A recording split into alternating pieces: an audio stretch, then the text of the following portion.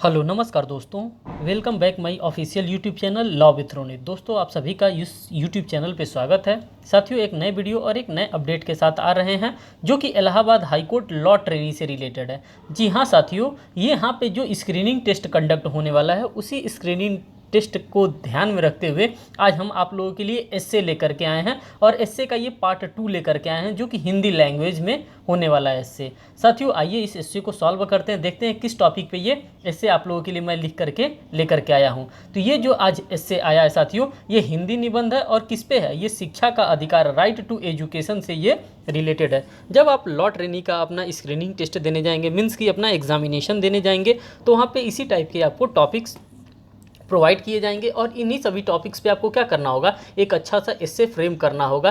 तभी आपको क्या किया जाएगा, तभी आपको वहाँ पे पास किया जाएगा और फिर आगे आपको इंटरव्यू के लिए कॉल किया जाएगा। तो साथियों आप लोग ध्यान से देखिए किस प्रकार से एस्से को यहाँ पे फ्रेम किया जा रहा है। कर शिक्षा का अधिकार, जब राइट टू एजुकेशन की हम बात करते हैं तो जाहिर सी बात है जब हम एजुकेशन की बात करेंगे तो हमको डायरेक्ट चाहे इनडायरेक्ट हमको कॉन्स्टिट्यूशन ऑफ इंडिया की तरफ भाग करके जाना ही पड़ेगा। हमारे पास लॉ, जो भी हमारे पास केस लॉ हैं उन सभी केस लॉ को क्या करना पड़ेगा, यहाँ पे जिक्र करना ही करना पड़ेगा, क्योंकि आप लॉ के स्टूडेंट हैं और लॉ के स्टूडेंट होने के नाते इन सभी केसेस को आपको यहाँ पे जब शिक्षा के अधिकार की बात आती है तो डालना पड़ेगा। कह रहा है बच्चे किसी भी देश के सर्वोच्च संपत्ति होते हैं। जाहिर सी बात है जो बच्चे हैं वही आगे चल कर के जवान होंगे और वही आगे चल कर के डॉक्टर, इंजीनियर, एडवोकेट, जो भी वाटेवर बनना होगा उनको वो बनेंगे। ठीक कह रहा है वे किसी भी राष्ट्र के लिए संभावित संसाधन है। क्या होते हैं साथियों, जो बच्चे होते हैं एक संभावित संसाधन होते हैं। संसाधन का मतलब ये है कि आपके पास जो है, जो सीट्स हैं वही आगे चल के क्या करेंगे, ग्रो करेंगे। उसी तरह से यहाँ पे बताया जा रहा है शिक्षा एक इंसान के जीवन में अपना विशेष महत्व रखता है। जाहिर सी बात है जो व्यक्ति शिक्षित है वो कोई भी काम कर सकता है, उसको किसी भी काम को करने में क्या होगा, बहुत दिक्कत नहीं होगी, क्योंकि वो व्यक्ति पहले से ही क्या है, पहले से ही शिक्षित है। इसीलिए कह रहा है भारत में 66% के एक गरीब साक्षरता दर के रूप में अपनी रिपोर्ट 2007 में संयुक्त राष्ट्र शैक्षिक विज्ञान और संस्कृति संगठन द्वारा दी गई थी। तो ये कब दी गई थी, तो 2007 के अंतर्गत ये रिपोर्ट आपको पेश किया गया था। और जैसा कि संयुक्त राष्ट्र विकास कार्यक्रम यूएसडीपी की रिपोर्ट 2009 में शामिल किया गया। विश्व शिक्षक दिवस 5 अक्टूबर के अवसर पर यूनेस्को ने भारत के, देखिए क्या कह रहा है, जब शिक्षक दिवस आप मनाते हैं तो यूनेस्को, जो यूनाइटेड नेशंस है, यूनेस्को ने भारत के लिए report state of the education report SOER no teacher no class launch किया था। मीन्स की कहा था भारत में कोई भी टीचर नहीं है और कोई भी कायदे का पढ़ने लायक क्लास नहीं है। ये हम नहीं कह रहे हैं, ये यूनेस्को द्वारा कहा जा रहा है। और कौन सा रिपोर्ट देख करके, state of the education report SOER, ये सारे रिपोर्ट्स होते हैं और इसी रिपोर्ट्स को देख करके हम कहते हैं कि ग्लोबली हम लोग कितने लिटरेट हैं, कितने हमारे साक्षरता दर हैं। अब देखिए यहाँ पे बताया जा रहा है कि भारत में कितने प्रकार की कहाँ पे कैसी साक्षरता दर है। कर भारत में साक्षरता दर 2011 के जनगणना के अनुसार कुल 73.0, जिसमें ग्रामीण 67.8, शहरी 84.1। पुरुष की अगर हम बात करते हैं तो 80.09% और महिला की बात करते हैं तो 64.6%। तो ये आपका आंकड़ा है। 2011 का जब जनगणना हुआ था तो यहाँ पे ये पता चला कि इतने लोग क्या हैं, इतने लोग पढ़े हैं। और साथियों पढ़ने का मतलब ये भारत में होता है कि जिन्होंने बस जिनको अपना सिग्नेचर करने आता है उनको भारत में क्या माना जाता है, उनको भारत में पढ़ा लिखा माना जाता है। सिर्फ यही लिटरेसी रेट है भारत की। आप देख सकते हैं यहाँ पे एक रिपोर्ट है 2011 का। अगर आपको एट द टाइम याद आता है ये रिपोर्ट तो आप लिखिएगा, नहीं याद आता है तो इसको लिखने की कोई विशेष आवश्यकता नहीं है। लेकिन मैं आपको समझाने के पर्पज से ये सारे रिपोर्ट को यहाँ पे कोट करके लेकर के आया हूँ। आगे कह रहा है शिक्षा का अधिकार विधेयक 2009 में पारित किया गया। अब ये शिक्षा का अधिकार विधेयक क्या है, अब इसके बारे में थोड़ा सा हम लोग चर्चा करेंगे। कह रहा है शिक्षा जो एक संवैधानिक अधिकार था, क्या था साथियों, संवैधानिक अधिकार था। और ये ओरिजिनली संविधान जब बना था तब शिक्षा के अधिकार को संवैधानिक अधिकार प्रदान नहीं किया गया था, बल्कि इसमें क्या किया गया था, इसको अमेंड करके शिक्षा को डाला गया था। और ये हमारे फंडामेंटल राइट के भी अंतर्गत इसको नहीं डाला गया था। कह रहा शिक्षा एक संवैधानिक अधिकार था। भारत के संविधान में शिक्षा का अधिकार को अनुच्छेद 41 के तहत राज्य के नीति निर्देशक तत्व सिद्धांतों के तहत मान्यता दी गई थी। इसको फंडामेंटल राइट के तौर पर इस्तेमाल नहीं किया जाता था। फंडामेंटल राइट की अगर हम बात करते हैं, भाई शिक्षा भी हमारा मूल अधिकार होना चाहिए, लेकिन जब जरूरत पड़ी तो आप लोगों को 21A आपको वहाँ पर दिखता है और 21 आर्टिकल नंबर 21A में आपको क्या दिखता है, राइट टू एजुकेशन दिखता है। क्योंकि बाद में जब सरकार को ज़रूरत पड़ी, जब लोगों को लगा कि नहीं हमें शिक्षा भी क्या होना चाहिए, हमारा मूल अधिकार होना चाहिए, इसलिए आर्टिकल नंबर 21A में इसको क्या किया गया, डाला गया था। पहले तो सिर्फ क्या था, पहले जब इनिशियल स्टेज में सिर्फ और सिर्फ ये क्या था, ये DPSP था, directive principle of state policies हुआ करता था। मुफ्त और अनिवार्य शिक्षा का पता अनुच्छेद 45 के नीति निर्देशक तत्वों से पता चलता है। इसमें प्रारंभ से 6 से 14 वर्ष के आयु तक के मीन्स की जो आयु पूर्ण कर लेता था उन्हीं को शिक्षा के बारे में यहाँ पे बताया जाता था। लेकिन फिर आगे देखिए साथियों, कह रहा है कि सन 2002 में भारतीय संविधान में 86वें संविधान संशोधन के माध्यम से शिक्षा के अधिकार को एक मौलिक अधिकार माना गया। कब माना गया साथियों, तो जो 86वां जो 86 नंबर का कॉन्स्टिट्यूशन अमेंडमेंट था, इसी 86 नंबर के कॉन्स्टिट्यूशन अमेंडमेंट को कर करके क्या किया गया था, संविधान में शिक्षा के अधिकार को एक मौलिक अधिकार का दर्जा प्रदान किया गया। और वो मौलिक अधिकार का दर्जा कौन सा था, तो साथियों अनुच्छेद 21 को, जो आर्टिकल नंबर 21 को के नाम से हम लोग जानते हैं। और इस अधिकार में, इस आर्टिकल में क्या कहा गया, ये अपने आप में बहुत बड़ा आर्टिकल है। अगर आप इस आर्टिकल को भी कोट कर देते हैं तो आपको बेहतर मार्क्स मिलेगा। आर्टिकल 21 को में कहा गया है कि इसके अंतर्गत 6 वर्ष से 14 वर्ष तक के बच्चों को अनिवार्य रूप में शिक्षा प्रदान किया जाएगा। क्या किया जाएगा साथियों, तो अनिवार्य रूप से शिक्षा प्रदान किया जाएगा। और ये क्या बन गया है 86वें संविधान संशोधन के बाद से, तो साथियों ये आपका फंडामेंटल राइट बन गया है। और किसी के भी फंडामेंटल राइट को आप कर्टेल नहीं कर सकते हैं। अगर किसी के भी फंडामेंटल राइट को आप कहीं से भी कर्टेल कर रहे हैं, कहीं से भी आप ब्रीच कर रहे हैं, तो वो डायरेक्ट कहाँ जा सकता है, 226 के अकॉर्डिंग अपने हाई कोर्ट जा सकता है, और आर्टिकल नंबर 32 के अकॉर्डिंग वो सुप्रीम कोर्ट ऑफ इंडिया में भी जा सकता है। और जा करके क्या कर सकता है, वो आपके खिलाफ रिट फाइल कर सकता है कि ये क्या कर रहे हैं, हमारे फंडामेंटल राइट का कहीं ना कहीं से वायलेशन कर रहे हैं। तो इस प्रकार से नहीं किया जा सकता है। आप लोगों ने ये चीज़ को यहाँ पे एनालिसिस किया।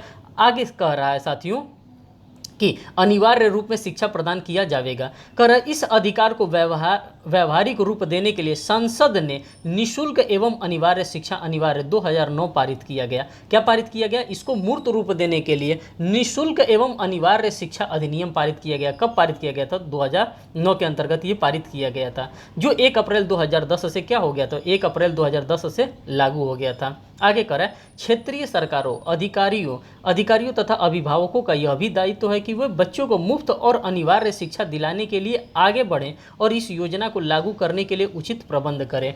सिर्फ और सिर्फ साथियों ये सरकार का ही काम नहीं है कि सरकार योजना बना रहा है, 86वां संविधान संशोधन के द्वारा इसको क्या कर दिया, इसको मूल अधिकार घोषित कर दिया, फ्री में शिक्षा आपको प्रोवाइड कर रहा है। सिर्फ और सिर्फ ये सरकार के ही इंड पे नहीं होना चाहिए, ये गार्जियन के भी इंड पे होना चाहिए। पता चला कि सरकार ने हर एक सुविधा आपको प्रोवाइड कर रहा है, फ्री एजुकेशन दे रहा है, इसको फंडामेंटल राइट भी घोषित कर दिया है, फंडामेंटल राइट में इसको डाल भी दिया है, लेकिन पिता कह रहे हैं कि हम अपने बेटा को पढ़ने ही नहीं भेजेंगे, जाइए जो करना होगा कर लीजिएगा।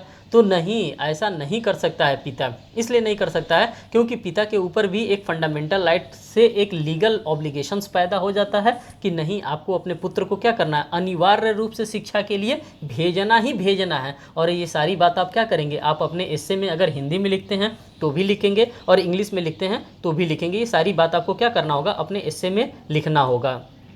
आगे कह रहा है किसी कारणवश 6 वर्ष से अधिक आयु के बच्चे विद्यालय नहीं जा पा रहे हैं तो उसकी आयु के अनुरूप उससे उचित कक्षा में प्रवेश दिलाना तथा अगर पास में विद्यालय नहीं हो तो नए विद्यालय का प्रबंध कराना, ये राज्य सरकार का काम है। और माता पिता का, अभिभावक का भी काम है। अगर उसका बच्चा, अगर उसके घर से स्कूल बहुत दूर है, अगर 5 किलोमीटर दूर है, 10 किलोमीटर दूर है, तो उसका पिता क्या करेगा, उसका पिता अपने ग्राम प्रधान को या किसी के माध्यम से क्या कराएगा, एक पत्र भिजवाएगा कि हमारे बच्चे को पढ़ने के लिए स्कूल नहीं है। तो क्या कराया जाएगा, उस गांव में भी प्राथमिक विद्यालय का प्रबंध करवाया जाएगा। और प्राथमिक विद्यालय क्या होता है साथियों, जहाँ पे इनिशियल स्टेज की पढ़ाई होती है उसी को प्राथमिक विद्यालय के नाम से, प्राइमरी स्कूल के नाम से भी जाना जाता है। कह रहा है शिक्षण की गुणवत्ता के सुधार पर 35 बच्चों पर एक शिक्षक का प्रावधान किया गया। अब यहाँ पे मैट्रिक्स आपको समझाने का कोशिश किया जा रहा है कि जो प्राइमरी स्कूल होते हैं जिसमें बीएड करके लोग जाते हैं और टीचर की वैकेंसी आती है और वो लोग हाईली क्वालिफाइड टीचर वहाँ पे रखे जाते हैं,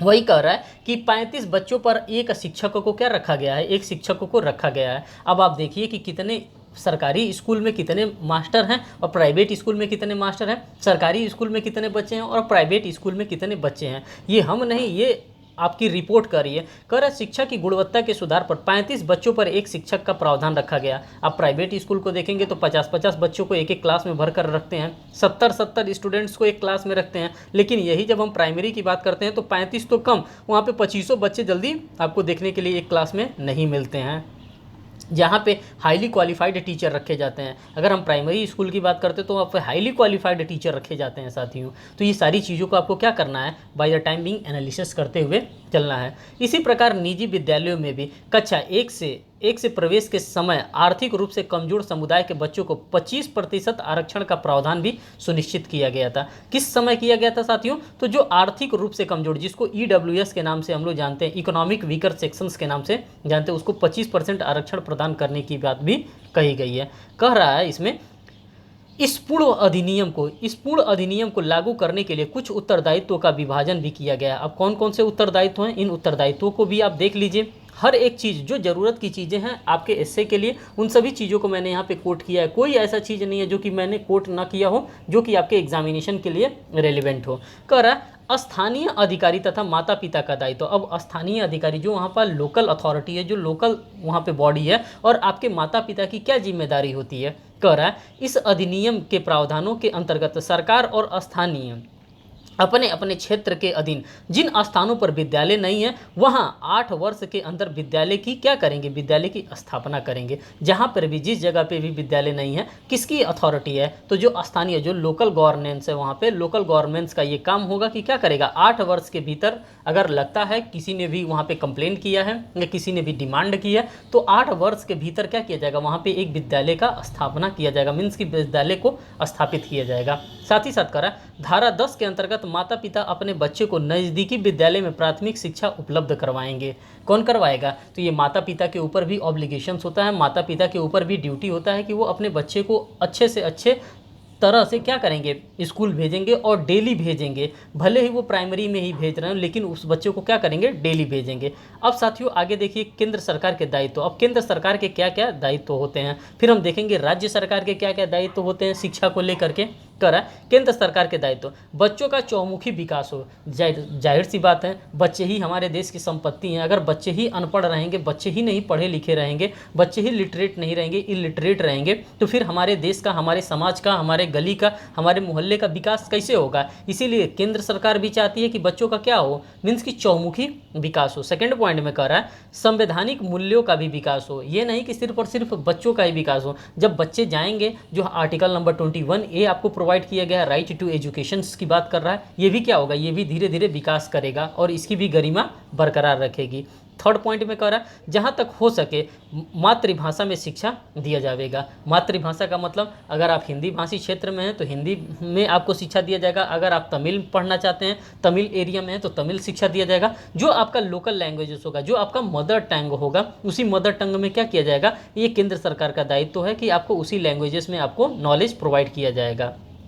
और हम बात करते हैं साथियों राज्य सरकार के दायित्व। तो राज्य सरकार के क्या क्या दायित्व हो सकते हैं, वे प्रत्येक बच्चे को निःशुल्क तथा अनिवार्य शिक्षा उपलब्ध करवाएगी। और ये कौन करवाएगा साथियों, तो ये राज्य सरकार का कर्तव्य होता है कि प्रत्येक बच्चे को अनिवार्य शिक्षा उपलब्ध करवाएगी। अपने क्षेत्र के 14 वर्ष तक के बच्चों का रिकॉर्ड राज्य सरकार भी रखेगी कि हमारे समाज में, मीन्स कि हमारे स्टेट में 14 वर्ष से कम बच्चे कितने हैं, कितने बच्चे स्कूल जा रहे हैं, कितने बच्चे नहीं जा रहे हैं, उन सभी का रिकॉर्ड किसके पास होना चाहिए, तो सभी का सभी रिकॉर्ड राज्य सरकार के पास होना चाहिए। और राज्य सरकार उसका क्या करेगी, टाइम टू टाइम निरीक्षण करेगी। तो ये था इसका ये। अब हम बात करते हैं निष्कर्षण पे। अब आप निष्कर्षण किस तरह से लिखेंगे, निष्कर्षण लिखना आवश्यक होता है अगर आप निबंध लिखते हैं। निष्कर्षण में कह रहा है कंक्लूजन में, भारत में बच्चे को भविष्य को सही राह दिखाने में शिक्षा एक मूलभूत आवश्यकता है। जाहिर सी बात है कि शिक्षा ही हमको क्या बनाता है, हमको इंसान बनाने का काम करता है। शिक्षा के बिना हम एक समावेशी विकास की कल्पना भी नहीं कर सकते हैं।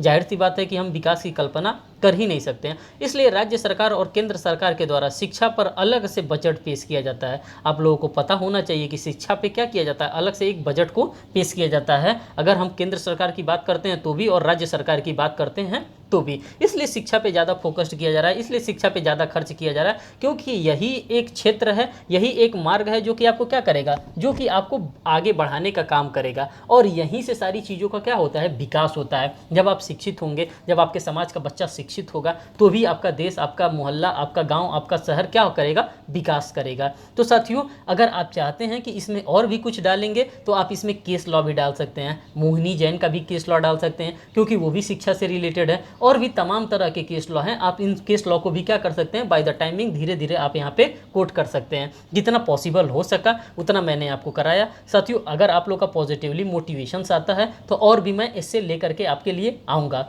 बस आप लोग पॉजिटिवली कमेंट करेंगे तो ही। साथियों, फिर मिलते हैं एक नेक्स्ट वीडियो में नेक्स्ट सेशन के साथ। तब तक के लिए धन्यवाद।